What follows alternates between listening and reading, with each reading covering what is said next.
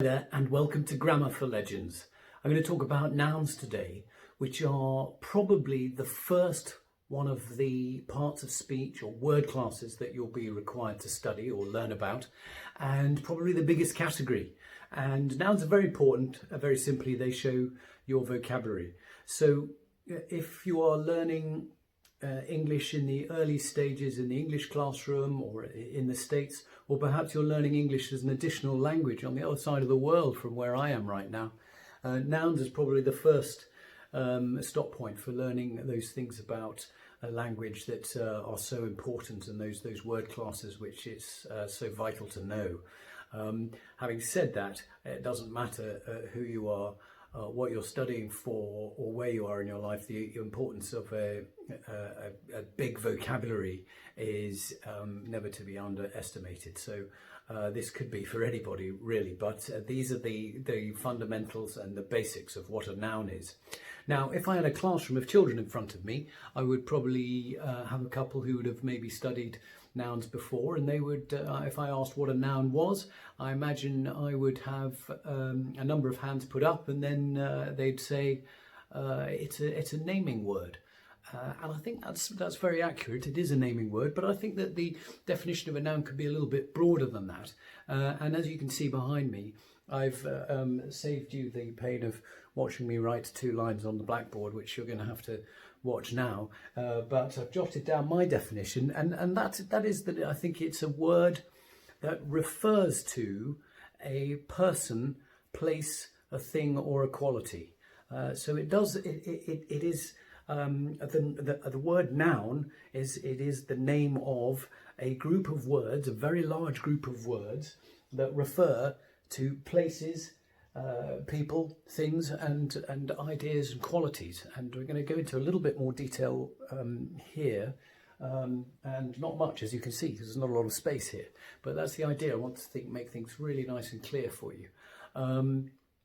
If you went online and wanted to look up loads of different other types of nouns, I assure you, you will be successful. There are absolutely stacks.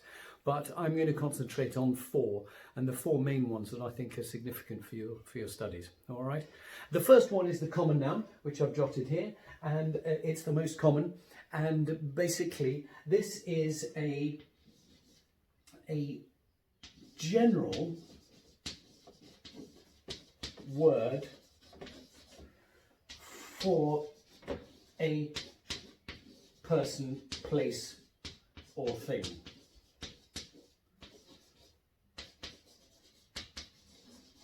Now, notice that's very similar to the definition of the nouns. That's because the common noun is the most common of the nouns, and it basically encompasses most of those words. All right, so it's a general word. This is really important, and you'll see why in a minute, but it's a general word for a person, place, or thing. And to have a couple of examples here, we take an example of a person, a doctor maybe, a place, a city perhaps, and then a thing, maybe a car. So 3 very simple examples of a common noun. They are general names for people, so you could have lots of different types of career. Doctor, you could have actor, dentist, lawyer, those sort of things, or places, so you could have cities, towns, villages, that sort of thing. Buildings, you could have the town hall, those sorts of examples, and things, and that's sort of anything from, I could have picked something very basic like a book or a pencil, chosen a car there. All right, so the common noun, huge category, and that's the one that really shows the most of your vocabulary. All right, so the next one, which has to go alongside it, is the proper noun. And unlike the common noun, which is a general name, this is a specific, or I'm going to use, just in case you don't know what the word specific means, it's a special word for a person, place, or thing.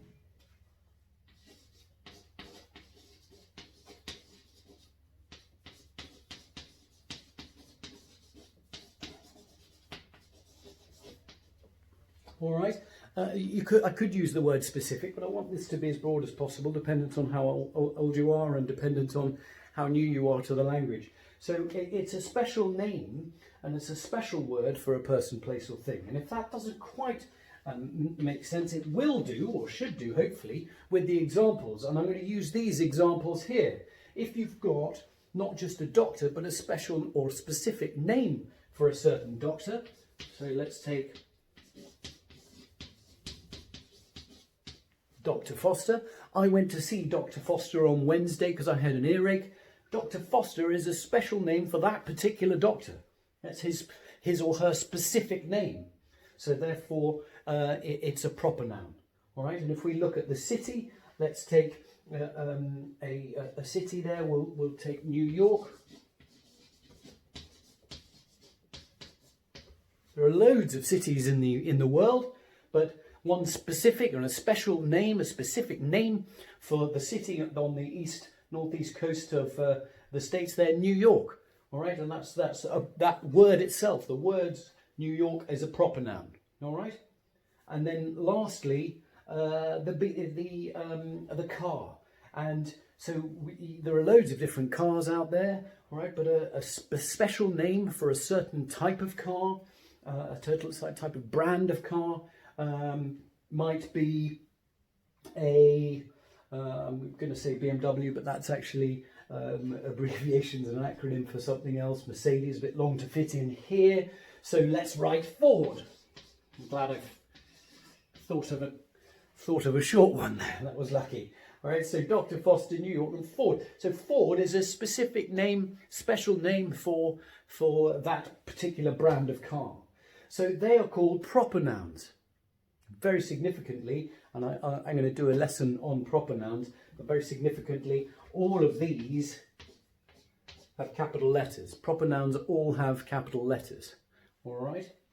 So those are two very large categories of noun, and this one particularly in terms of a grammatical sense, very important that when you write anybody's name, when you write the name of any place.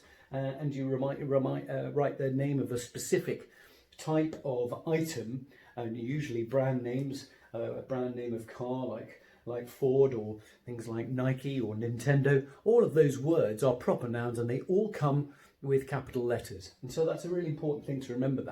Remember there, and something that a lot of people get wrong. Okay. So two major categories of noun there, and I'm going on to the third one, which is the collective noun.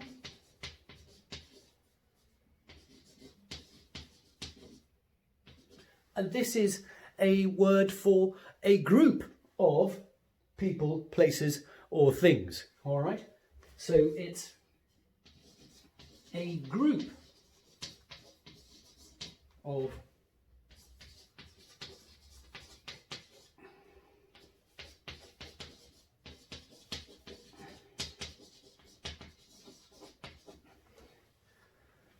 Knew I'd run out. Gutting. How am I doing for space? I'll have to go over tripping over the boys' toys. Have to go over the board here. Anyway, so the collective noun is a group of people, and this one is particularly used with animals. They're famous, and you can look up and have a bit of fun with collective noun exercises with different animals. But let's think of perhaps a group of people. I mean, very simply, a class of children. That is a collective noun for that group of children. And perhaps I really like. Things like should enable you to understand this. A swarm of bees. All right, that shows how the collective noun works. All right, obviously you've got loads of bees, but the noun that would describe them as a group and how they move through the skies is a swarm. And one of my favourites is a crash. A crash of rhinos. I don't know if many of you knew that, but if you've got a group of rhinos, that's called a crash. Okay, so I knew I was going to run out of space. Never mind, we'll go over the page here. All that's left from a spelling test. I hope you're following Spelling for Legends as well.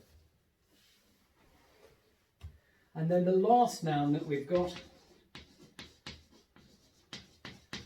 is an abstract noun, and this one's a little bit trickier, but it is again quite a large group, and it's a word